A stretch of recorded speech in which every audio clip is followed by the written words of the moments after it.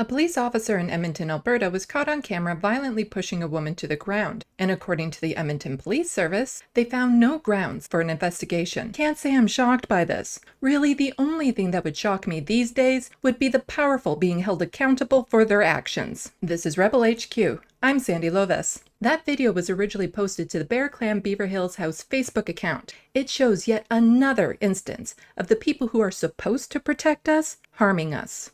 So what warranted this kind of treatment from the police? Yeah, I know. It could have been anything from picking weeds from your front garden to walking down the street.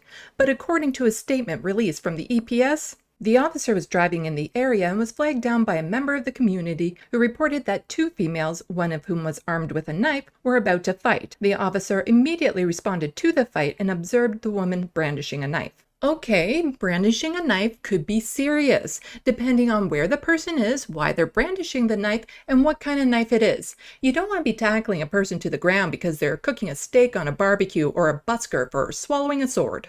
The officer directed the woman to drop the knife, but she refused, expressing her affiliation to a criminal gang, and walked away in an area where bystanders were present. Really?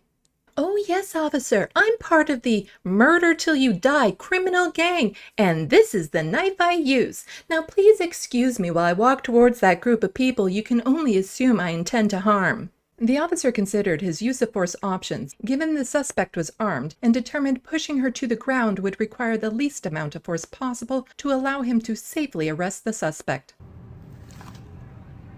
So which is it? Cops are violent because they have to make a split-second decision, or they stand back and weigh their options and determine it's appropriate. Let's see. The pros to shoving her to the ground would be I get to exude my dominance, let out a little aggression, keep myself safe from what I'll say is a knife, and it's easier than talking to the people involved, getting to the root of the issues, and providing any supports they may require.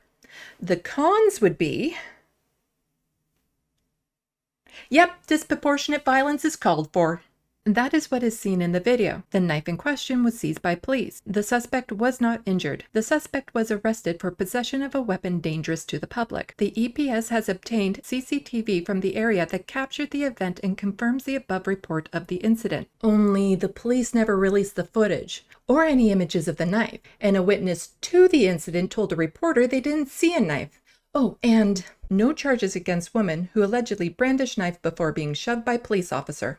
An armed person deemed so dangerous they needed to be shoved to the ground, and yet no charges? It's almost like they're lying to cover up the officer's actions.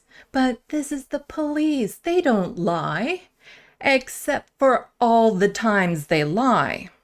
The officer who considered his use of force options should have considered not being a brute, and the EPS should consider what it means for public safety to keep men like him employed without any accountability for their actions. There are reasons Black Lives Matter and Defund the Police are growing movements. They didn't come out of the blue. They're a result of the actions of the blue. This is my last week here on Rebel HQ. More about that in a future video.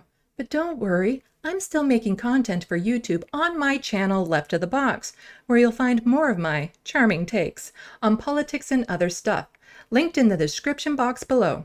Don't forget to hit buttons and leave comments. Thanks for watching, and until next time, get informed, get involved.